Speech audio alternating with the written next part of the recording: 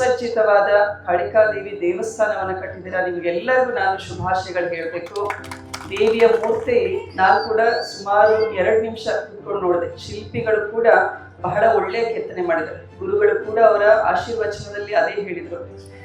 ವಿಶ್ವಕರ್ಮ ಸಮಾಜದ ಬಗ್ಗೆ ಹೇಳಿದರು. ನನಗೆ ನೆನಪಾಗಿದ್ದು ಗುರುಗಳೇ, ನೀವು ಹೇಳುವಾಗ ಅಜಂತ ಎಲ್ಲೋರ, ನಾನು 5 ವರ್ಷದ ಹಿಂದೆ ದೇವಸ್ಥಾನಕ್ಕೆ ಹೋಗಿದ್ದೆ. ಅದು ಒಂದು ಮಹಾರಾಷ್ಟ್ರದಲ್ಲಿದೆ. ಎಷ್ಟು ಜನ ಹೋಗಿದ್ದೀರಾ ಅಜಂತ ಎಲ್ಲೋರ ದೇವಸ್ಥಾನಕ್ಕೆ? ಬಹಳ ಕಡಿಮೆ ಜನ ಹೋಗಿದ್ದೀರಾ. ದಯವಿಟ್ಟು ಅವಕಾಶ ಸಿಕ್ಕರೆ ಒಂದು ಪ್ಲಾನ್ ಮಾಡ್ಕೊಂಡು ಹೋಗ್ಬಾರ್ದು. ಅಲ್ಲಿ ಬಹಳನೇ ವಿಶೇಷವಾದ ದೇವಸ್ಥಾನ ಇದು. ಏನ್ ವಿಶೇಷತೆ ಅಂದ್ರೆ, ಮೊದಲನೇದಾಗಿ ಅದನ್ನ ಯುನೆಸ್ಕೋ ವರ್ಲ್ಡ್ ಹೆರಿಟೇಜ್ ಸೈಟ್ ಅಂತ ಗುರುತು ಮಾಡಿದ್ದಾರೆ. ಅಲ್ಲಿ ಬೌದ್ಧ, ಜೈನ ಮತ್ತೆ ಹಿಂದೂ ಧರ್ಮದ ಒಂದು ಸಮಾಗಮ ಕಾಣಿಸ್ತದೆ. ಆಮೇಲೆ ಇನ್ನೊಂದು ವಿಶೇಷತೆ ಅಂದ್ರೆ, ಅಲ್ಲಿ ಒಂದು ಕೈಲಾಸ ದೇವಸ್ಥಾನ ಇದೆ. ಆ ದೇವಸ್ಥಾನ ನಾವೆಲ್ಲ ಕಟ್ಟಡ ಕಟ್ಟುವಾಗ ಫೌಂಡೇಶನ್ ಇಂದ ಶುರು ಮಾಡಿಕೊಂಡು ಕಾಲಮ್ಸ್ ಹಾಕೊಂಡು ಬೀಮ್ ಹಾಕೊಂಡು ಗೋಡೆ ನಂತರ ರೂಫ್ ಹಾಕ್ತೀವಿ, ಹೌದ್ರಾ? ಈ ದೇವಸ್ಥಾನದ ವಿಶೇಷತೆ ಏನು ಅಂದ್ರೆ, ಒಂದು ದೊಡ್ಡ ಕಲ್ಲಿನಲ್ಲಿ ಕೈಲಾಸ ದೇವಸ್ಥಾನದ್ದು ಗೋಪುರದಿಂದ ಕೆಳಗಡೆ ಕಟ್ಟಿದ್ದಾರೆ. ಸೊ ಅದರ ವಿಶೇಷತೆ ಇಡೀ ವಿಶ್ವದಲ್ಲೇ ಇದು ಒಂದು ವಿಶೇಷವಾದ ಒಂದು ಸ್ಟಡಿ ಸೆಂಟರ್ ಆಗ್ಬಿಟ್ಟಿದೆ. ನಾವಲ್ಲಿ ಯಾವುದೇ ಟೈಮಿಗೆ ಹೋದ್ರು ಕೂಡ ಪ್ರಪಂಚಾದ್ಯಂತ ಸ್ಟೂಡೆಂಟ್ಸು, ಆಮೇಲೆ ಬೇರೆ ಬೇರೆ ಹಿಸ್ಟ್ರಿ, ಆರ್ಕಿಟೆಕ್ಚರ್ ಸ್ಟೂಡೆಂಟ್ಸ್ ಅಲ್ಲಿ ಬಂದ್ಬಿಟ್ಟು ಅಧ್ಯಯನ ಮಾಡ್ತಾ ಇದ್ದಾರೆ. ಇದು ನಿಮ್ಮ ಸಮಾಜಕ್ಕೆ ಒಂದು ದೊಡ್ಡ ಗೌರವ. ನಾವು ಭಾರತೀಯರಾಗಿ ನಮಗೆ ಗೌರವ. ನಿಮ್ಮ ಸಮಾಜದಿಂದ ಇಂಥ ಒಳ್ಳೆ ಕಟ್ಟಡ ಕಟ್ಟಿದ್ದೀರಾ.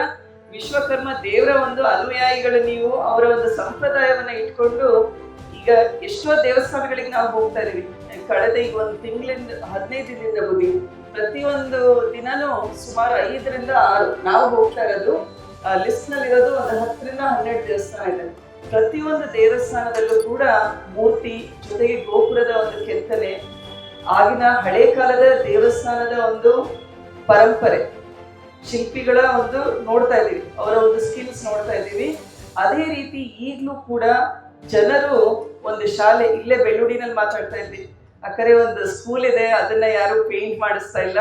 ಆದ್ರೆ ದೇವಸ್ಥಾನಕ್ಕೆ ಎಷ್ಟು ಹುರುಪಿನಲ್ಲಿ ಪ್ರತಿಯೊಬ್ಬರು ಕೂಡ ಕೈ ಜೋಡಿಸ್ತಾ ಇದ್ದಾರೆ ಅಂತ ಹೇಳ್ತಾ ಇದ್ದೀರಿ. ಅಷ್ಟು ಅಭಿಮಾನ ಇದೆ ನಮಗೆ. ಅಭಿಮಾನ ಮತ್ತೆ ನಂಬಿಕೆ ಇದೆ, ದೇವ್ರು ನಮ್ಮನ್ನು ಕಾಪಾಡ್ಕೊಂಡು ಹೋಗ್ತಾರೆ ಅಂತ.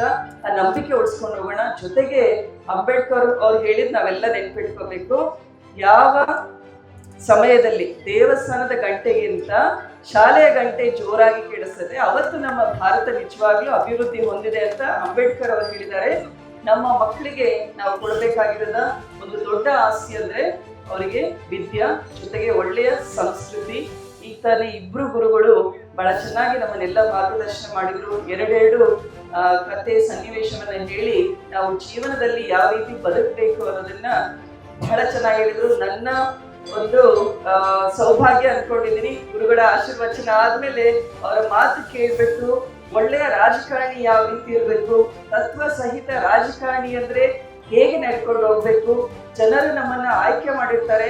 ಆಯ್ಕೆ ಮಾಡಿರುವಂತ ಅವಧಿಯಲ್ಲಿ ಪಂಚಾಯತ್ ಮಟ್ಟ ಇರ್ಬೋದು ಅಥವಾ ನಮ್ಮ ರಾಜ್ಯ ಮಟ್ಟದ MLAಗಳಾಗಿರ್ಬೋದು, MP ಗಳಾಗಿರ್ಬೋದು, ಪ್ರತಿಯೊಬ್ರು ಕೂಡ ನಾವು ಸಮಾಜಕ್ಕೆ ಒಳ್ಳೆಯ ರೀತಿಯಲ್ಲಿ ಕೆಲಸಗಳನ್ನ ಮಾಡ್ಕೊಂಡು ಹೋದ್ರೆ ನಮ್ಮ ಕೆಲಸಗಳು ಶಾಶ್ವತವಾಗಿ ಉಳಿತವೆ. ಯಾವ ರೀತಿ ನಿಮ್ಮ ಕೆತ್ತನೆ, ನಿಮ್ಮ ಒಂದು ಕೆಲಸ, ಶಿಲ್ಪಿಗಳ ಒಂದು ಕೆಲಸ ದೇವಸ್ಥಾನದಲ್ಲಿ ನಾವು ನೋಡ್ತೀವಿ, ಕಣ್ಣಿಗೆ ಮನಸ್ಸಿಗೆ ಸಂತೃಪ್ತಿ ತರುತ್ತಲ್ಲ, ಆ ಒಂದು ಸಂತೃಪ್ತಿಯ ಬದುಕನ್ನ ನೀವು ನಡೆಸ್ಕೊಂಡು ಹೋಗ್ತಾ ಇದ್ದೀರಾ. ಅದೇ ರೀತಿ ಗುರುಗಳು ಕೂಡ ನಮಗೆ ಇವತ್ತು ಮಾರ್ಗದರ್ಶನ ಮಾಡಿದ್ದಾರೆ. ರಾಜಕಾರಣಿಗಳು ನಾವು ತತ್ವ ಸಹಿತ ರಾಜಕಾರಣಿಗಳಾಗಬೇಕು ಅಂತ ಗುರುಗಳೇ ಅಪ್ಪಾಜಿಯವರ ಆದಿಯಾಗಿ ಶಾಮೂರು ಕುಟುಂಬದ ನಾವೆಲ್ಲರೂ ಕೂಡ ಅಪ್ಪಾಜಿಯವ್ರನ್ನ ಅಜಾತ ಶತ್ರು ಅಂತ ಕರೆದಿದ್ದಾರೆ. ಎಲ್ಲರೂ ಪ್ರತಿಯೊಂದು ಸಮಾಜದವರು, ಸಣ್ಣ ಸಮಾಜ ದೊಡ್ಡ ಸಮಾಜ ಅಂತ ನೋಡ್ತಾ ಇಲ್ಲ. ಕೇವಲ ದಾವಣಗೆರೆ ಕ್ಷೇತ್ರ ಅಲ್ಲ, ಇಡೀ ನಾನು MP ಆಗಿ ಓಡಾಡುವಾಗ ಪ್ರತಿಯೊಂದು ಊರಿಗೆ ಹೋದಾಗ ಕೂಡ ಅಪ್ಪಾಜಿಯವರ ಕೊಡುಗೆ ಎಲ್ಲಿದೆ ಅಂದ್ರೆ ಆ ಊರಿನ ದೇವಸ್ಥಾನದಲ್ಲಿ, ಆ ಊರಿನ ಸಮುದಾಯ ಭವನದಲ್ಲಿ ಕೂಡ ಅಪ್ಪಾಜಿಯವರು ಕಾಣ್ತಾ ಇದ್ದಾರೆ. ಅಪ್ಪಾಜಿಯವರು ಡಿಸೆಂಬರ್ 14ಕ್ಕೆ ತೀರ್ಕೊಂಡಿದ್ದಾರೆ.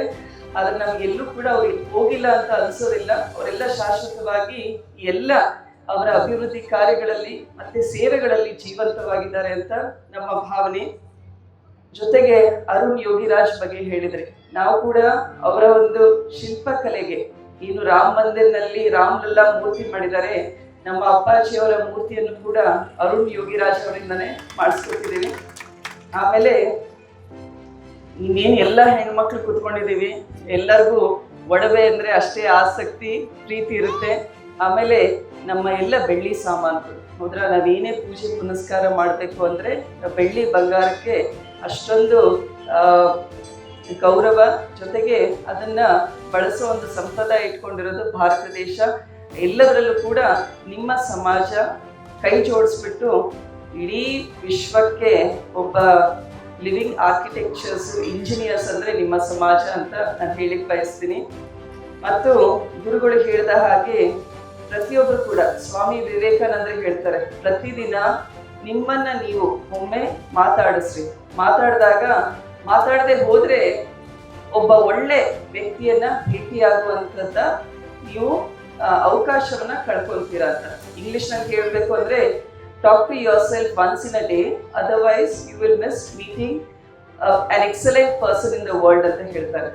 ಈಗ ಉತ್ತಮ ವ್ಯಕ್ತಿ ಅಂದ್ರೆ ಹೇಗಾಗ್ತೀರಾ? ಪ್ರತಿದಿನ ನಮ್ಮನ್ನ ನಾವೇ ಮಾತಾಡ್ಸ್ಕೊಳ್ಳೋದು ಅಂದ್ರೆ ಏನದ್ರ ಅರ್ಥ ಅಂದ್ರೆ ಹೋಗಿ ಏನು ಚೆನ್ನಾಗಿದೆಯಾ, ಇವತ್ತೆಲ್ಲ ಕೆಲಸ ಚೆನ್ನಾಗಾಯ್ತಾ ಅಂತ ಮಾತಾಡ್ಸೋದಲ್ಲ. ನಮ್ಮ ದಿನಚರಿ ಯಾವ ರೀತಿ ಇತ್ತು, ನಾವು ಬೆಳಿಗ್ಗೆ ಎದ್ದು ಸಮಾಜಕ್ಕೆ ಏನೇನ್ ಮಾಡಿದ್ವಿ, ನಮ್ಮ ಕುಟುಂಬಕ್ಕೆ ಯಾವ ರೀತಿ ಮಾಡಿದ್ವಿ, ನನ್ನ ಸ್ವಂತ ಜವಾಬ್ದಾರಿ, ಸರಿಯಾದ ಊಟ ಮಾಡಿದಿನ, ಇವತ್ತೇನಾದ್ರೂ ದೈಹಿಕ ದೇಹದಂಡನೆ ಆಗಿದೆನಾ, ಎಕ್ಸಸೈಸ್ ಆಗಿದೆನಾ, 4 ಒಳ್ಳೆ ಮಾತುಗಳನ್ನ ಆಡಿದಿನ, ನನ್ನ ಕರ್ತವ್ಯ ಏನಿದೆ ಅದನ್ನ ಚೆನ್ನಾಗಿ ಮಾತಾಡಿದಿನ, ಇನ್ನೊಬ್ರು ಮನಸ್ಸು ನೋವು ಮಾಡಿಸಿದಿನ, ಇದನ್ನೆಲ್ಲ ನಾವು ಆತ್ಮ ಅವಲೋಕನ ಮಾಡಿಕೊಂಡಾಗ ನಮಗೆ ನಮ್ಮಲ್ಲಿರುವಂತಹ ತಪ್ಪುಗಳು ತಿದ್ದುಪಡಿ ಮಾಡಲಿಕ್ಕೆ ಒಂದು ಅವಕಾಶ ಸಿಗುತ್ತೆ.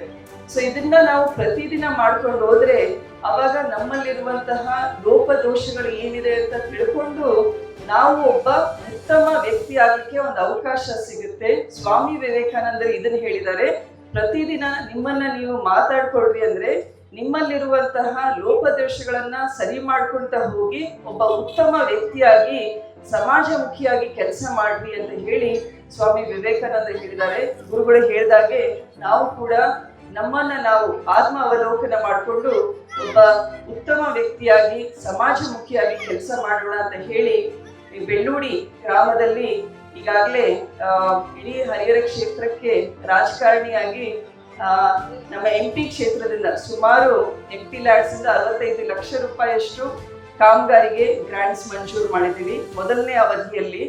ನಂತರ ಇಲ್ಲಿ ಹೋದ್ಸಲ ಎಲ್ಲ ಗ್ರಾಮಸ್ಥರಿಗೆ ನೆನಪಿದೆನಾ, ನನ್ನನ್ನು ಆ ರೋಡ್ನಲ್ಲಿ ಕರ್ಕೊಂಡ್ ಬಂದಿದ್ರಿ, ಮೇನ್ ರೋಡ್ನಲ್ಲಿ.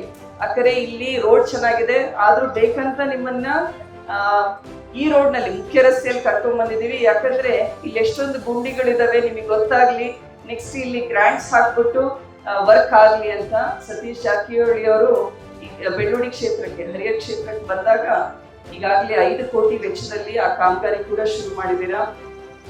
ಮತ್ತೆ ಇಲ್ಲಿ ಆಂಜನೇಯ ಸಮುದಾಯ ಭವನಕ್ಕೆ ನಮ್ಮ MP ಗ್ರಾಂಟ್ಸ್ ಇಂದ 20 ಲಕ್ಷ ರೂಪಾಯಿಯಷ್ಟು ಅಮೌಂಟ್ ಕೂಡ ಸ್ಯಾಂಕ್ಷನ್ ಮಾಡಿದ್ದೀವಿ.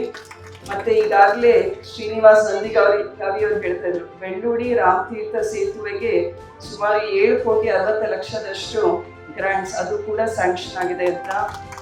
ಸೊ ಒಟ್ಟಾರೆ ಬೆಳ್ಳೂಡಿ ಗ್ರಾಮಕ್ಕೆ ಗುರುಗಳೇ, ನಾನು ಚಿಕ್ಕವಳಿದ್ದಾಗ ನಮ್ಮ ತಾಯಿಯವರ ಅತ್ತೆ ಮನೆಯವರು ಅವ್ರು ಇಲ್ಲಿದ್ರು, ಒಂದು ಸಣ್ಣ ಅಂಗಡಿ ಇಟ್ಕೊಂಡು ಇಲ್ಲಿದ್ರು. ನಾನು ಚಿಕ್ಕವಳಿದ್ದಾಗ ಕೂಡ ಬೆಳ್ಳೂಡಿಯಲ್ಲಿ ಜಾತ್ರೆ, ಯಾವ ದೇವ್ರದ್ದು ಅಂತ ನೆನಪಿಲ್ಲ, ಬಟ್ ಜಾತ್ರೆ ಸಮಯದಲ್ಲಿ ಬಂದಿದ್ದೆ. ಅಲ್ಲಿ ಎಲ್ಲ ಸಣ್ಣ ಮಕ್ಕಳು, ನಾನು ನಮ್ಮ ಅಣ್ಣ ಆಟ ಆಡ್ಕೊಂಡಿರುವಾಗ ಒಲೆ ಮೇಲೆ ಚಾ ಇಟ್ಟಿದ್ರು. ಸೊ ಆ ಚಾನೆಲ್ಲ ಉಳಿಸ್ಕೊಂಡು ಕೈಯೆಲ್ಲ ಸುಟ್ಕೊಂಡು ಅದೇ ನೆನಪಾಗುತ್ತೆ ನನಗೆ. ಸೊ ಪ್ರತಿ ಬಾರಿ ಬೆಳ್ಳೂಡಿಗೆ ಬಂದಾಗ ನನಗೆ ಚಿಕ್ಕವಳಿದ್ದಾಗ ಕಳೆದಂತಹ ಸಮಯ ನೆನಪಾಗುತ್ತೆ. ಮತ್ತೆ ಹರಿಹರ ಕ್ಷೇತ್ರ ಅಂದ್ರೆ ನನ್ನ ತವ್ರ ಮನೆ ಇದ್ದಂಗೆ, ಎಲ್ಲ ಹೆಣ್ಮಕ್ಳಿಗೂ ತವ್ರ ಮನೆ ಅಂದ್ರೆ ಹೆಚ್ಚಿನ ಆತ್ಮೀಯತೆ ಇರುತ್ತೆ. ಅದೇ ರೀತಿ ಬೆಳ್ಳೂಡಿ ಮತ್ತೆ ಹರಿಹರ ಕ್ಷೇತ್ರದ ಜನತೆ ನನಗೆ ಆಶೀರ್ವಾದ ಮಾಡಿ ನಿಮ್ಮ ಪರವಾಗಿ ಸೇವೆ ಮಾಡ್ಲಿಕ್ಕೆ ಒಂದು ಅವಕಾಶ ಮಾಡಿಕೊಟ್ಟಿದ್ದೀರಾ. ನಿಮ್ಮ ಪರವಾಗಿ ಶಾಂತ ಕುಟುಂಬ ನಾನು ಯಾವಾಗಲೂ ಇರ್ತೀವಿ ಅಂತ ಹೇಳಿ ಮತ್ತೊಮ್ಮೆ ಕಾಳಿಕಾಂಬ ದೇವಿಯ ಆಶೀರ್ವಾದ ಜೊತೆಗೆ ಗುರುಗಳ ಮಾರ್ಗದರ್ಶನ ಆಶೀರ್ವಾದ ಯಾವಾಗಲೂ ಇರಲಿ. ನಿಮ್ಮ ಗ್ರಾಮದ ಎಲ್ಲ ದೇವರುಗಳ ಆಶೀರ್ವಾದ ಗ್ರಾಮಸ್ಥರ ಎಲ್ಲರ ಮೇಲೆ ಇರಲಿ. ಒಳ್ಳೆಯ ಮಳೆ ಆಗಲಿ, ಬೆಳೆ ಆಗಲಿ, ನಮ್ಮ ಮಕ್ಕಳು ಸಮೃದ್ಧರಾಗಿ ಯಶಸ್ವಿಯಾಗಿ ಅವರ ಮುಂದಿನ ಬದುಕು ಕಟ್ಕೊಳ್ಳಿ ಅಂತ ಹೇಳಿ ದೊಡ್ಡ ಗುರುಗಳು ಇದಾರಲ್ಲ ಇಲ್ಲಿ, ಪರಮ ಪೂಜ್ಯ ಅಷ್ಟೋತ್ತರ ಶತಶ್ರೀ ಶಂಕರಾತ್ಮನಂದ ಸರಸ್ವತಿ ಮಹಾಸ್ವಾಮಿಗಳು ಫಸ್ಟು ದೊಡ್ಡ ಗುರುಗಳು ಮಾತಾಡಿದ್ರು, ಹಾಸನ ಜಿಲ್ಲೆ ಗುರುಗಳು, ನಂತರ ಚನ್ನಗಿರಿ ತಾಲೂಕು ವಡ್ನಾಳ್ ಗುರುಗಳು ಮಾತಾಡಿದ್ರು. ಎಷ್ಟು ಸೌಜನ್ಯ ಇದೆ, ನನಗಿಂತ ವಯಸ್ಸಿನಲ್ಲಿ ದೊಡ್ಡವರು, ಜ್ಞಾನದಲ್ಲಿ ದೊಡ್ಡವರು, ಎಲ್ಲ ರೀತಿಯಲ್ಲೂ ದೊಡ್ಡವರು, ಆದರೂ ಕೂಡ ತಿರುಗ್ಬಿಟ್ಟು ಅಮ್ಮ ಮಾತಾಡ್ಬೋದಾ ನಾನು 2 ನಿಮಿಷ ಅಂತ ಕೇಳ್ತಾರೆ. ಇದನ್ನ ನಾವೆಲ್ಲರೂ ಕಲಿಬೇಕಾಗಿದೆ. ಆ ತಾಳ್ಮೆ, ಸೌಜನ್ಯತೆ, ಅದೇ ನಮ್ಮ ಭಾರತೀಯ ಪರಂಪರೆ. ಅದನ್ನ ತಗ್ಗಿ ನಮ್ಮ ಹಿರಿಯರಿಗೆ ನಾವು ಗೌರವ ಕೊಡಬೇಕು ಅಂತ ಎಲ್ಲ ಮಕ್ಕಳಲ್ಲಿ ಈ ಒಂದು ಸಂಸ್ಕೃತಿಯನ್ನ ನಾವು